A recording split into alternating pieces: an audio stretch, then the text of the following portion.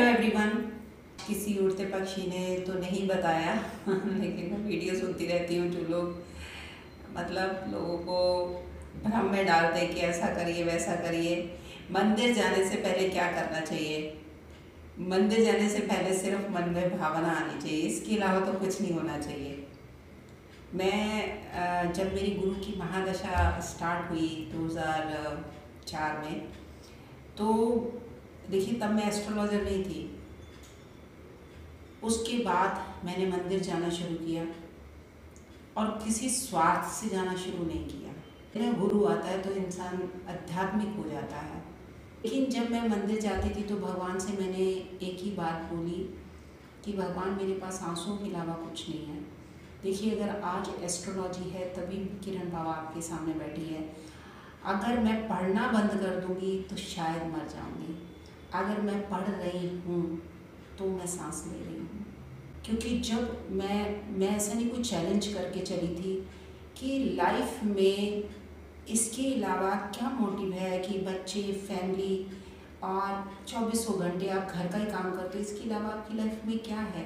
अगर आप उस चीज़ के लिए बॉर्न हुए हो तो आप देखना वो चीज़ आप तक खुद पहुँचेगी। मेरा कितने ही एस्ट्रोलॉजर ने देखा है हॉरोस्कोप, क्योंकि मेरे हस्बैंड बहुत बिलीव करते हैं। जो आते थे सिर्फ हमारी कुंडली को फाड़ के फेंक देते थे, ये तो बेकार है, ये तो बेकार है। लेकिन आज देख ली वही किरण बाबा है, और जिनसे इवन मैं पढ़ी हूँ उनकी कुंडली भी अब मैं ही देखती हूँ। लेकिन मैं शिव को बहुत मानती हूँ और मांगी हुई चीज़ से दुख मिलता है, ये मैंने अपने वीडियो में बताया है। लेकिन जब मैंने बोला कि मैं वहाँ मैं मंदिर भी गई थी तो बहुत रो रही थी, तो महंत जी ने पूछा क्या हुआ? कहते तुम इस शिव के आगे रो रही हो जिसने अपनी पत्नी की लाश को कांधे पे उठाया। उन्हें अपना दुख उठाए हैं, आप उनके सामने रो रही हो, उनका दुख कुछ नहीं है, आप लोगों को अपना ही दुख नज़र आता है। लेकिन शिव से मैं जब भी मांगती हूँ वो मेरे हाथों में वो चीज़ रखते हैं, उस चीज़ से मैं दुखी होती हूँ, क्योंकि शायद मेरे अंदर वो क्षमता नहीं कि इसकी अच्छाई बुराई देख सकूँ। इसलिए मैंने इस ज्ञान को पढ़ा और देखा। और मैं जब गई थी भगवान के पास तो भगवान मेरे पास आंसू के अलावा कुछ नहीं है चढ़ाने के लिए, और मैं कुछ नहीं लेके जाती थी। मंदिर में दीपदान, और बहुत कोई बोलता था कि 2 शिवलिंग बने होते इस पर जल चढ़ा दो, बस किसी तैयारी से नहीं जाती थी, सिर्फ मेरे अंदर क्या थी? भावना। और आज तक आप देख लीजिए, मैं 2 साल लगातार गई। 2007 के बाद से मैं अभी तक मनकामेश्वर नहीं गई हूँ। मेरे आंखों में अब आंसू नहीं आते हैं। मैं बहुत बहुत रेयर जब रोती हूँ तो कोई ऐसा इमोशनल मोमेंट होगा कि मैं कोई गाना सुनकर, कोई भक्ति का गाना सुनकर अगर मेरी आंखों में आंसू आ जाए। अदरवाइज रिश्तों को लेकर मेरे अंदर बिल्कुल इमोशंस खत्म हो गए।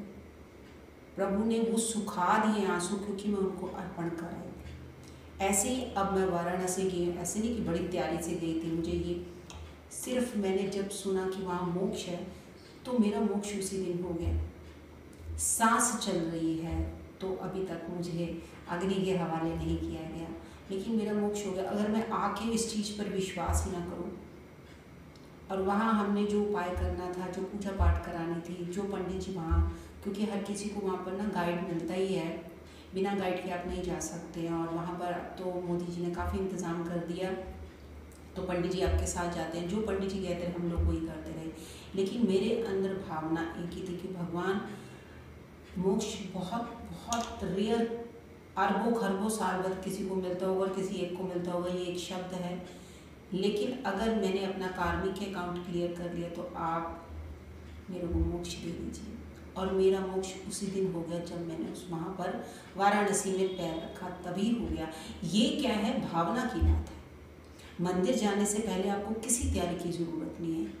मन में आपके बच्चों की चिंता चल रही है, पति ने दुकान पे जाना है, अभी मेरे को टिफ़िन तैयार करना है, भागे भागे जा रहे हो, आरती के समय भागे भागे आ रहे हो, उससे कोई मतलब नहीं। क्योंकि प्रभु ने तो कहीं लिखा ही नहीं कि गृहस्थ आश्रम को छोड़कर मेरे पास आओ।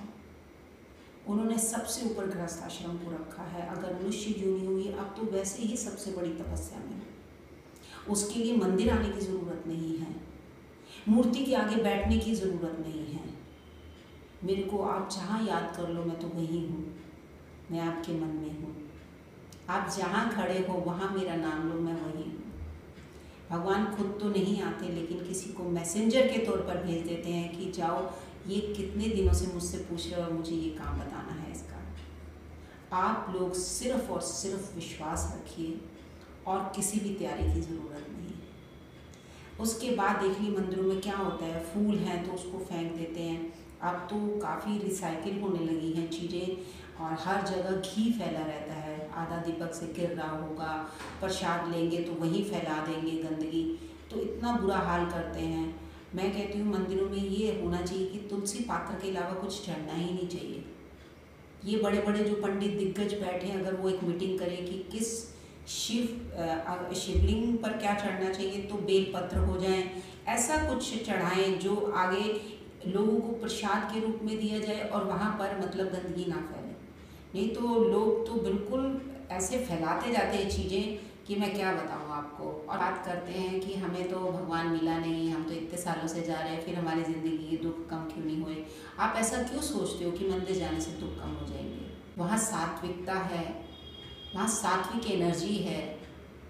थोड़ी देर के लिए हम जिस माहौल में बैठते हैं ना, वैसे ही सोचने लग जाते हैं। घर आकर फिर वही टेंशनें शुरू हो जाती हैं। घर में वैसा माहौल क्यों नहीं है? इसके लिए मैंने एक कहानी अपलोड करी हुई है कि आप देखिए कि कंसंट्रेशन कहाँ है। एक लेडी पंडित जी से बोलती है कि पंडित जी अब मैंने आना नहीं है, लोग तरह तरह की बातें करते हैं और वो देखिए वहाँ झुंड बना के बैठा है, वो वहाँ झुंड बना के बैठा है। तो पंडित जी ने उसको ना एक लोटा दिया, कहते इसमें से एक बूंद पानी की छलकनी नहीं चाहिए और तुमने 7 परिक्रमा लेनी है। अगर एक बूंद भी छलकी तो तुम आओगी, वरना मत आना। तो वो बड़े कंसंट्रेशन के साथ एक बूंद भी नहीं छलकाती और 7 चक्कर पूरा कर लेती है। अब पंडित जी ने पूछा कि वो बातें क्या कर रहा था, कहती पंडित जी मेरा तो ध्यान नहीं गया। वो वहाँ क्या कर रहा था, कहती पंडित जी मैंने देखा नहीं। कहती मेरा सारा ध्यान इसी लोटे पर था कि कहीं एक बूंद टपक नहीं जाए। तो ऐसे ही इंसान जब मंदिर में जाता है, उसका कंसंट्रेशन क्या होना चाहिए, वो किस भावना से गया है, आसपास क्या हो रहा है उसका आप भूल जाइए। सिर्फ ये याद रखिए आप किस भावना से क्यों, किसके लिए गए। इसी तरह आप सच से जुड़े रहें, अच्छी बात से जुड़े रहें। मेरे चैनल को लाइक करें, शेयर करें, सब्सक्राइब करें। अगली बार मिलते हैं एक और सच के साथ।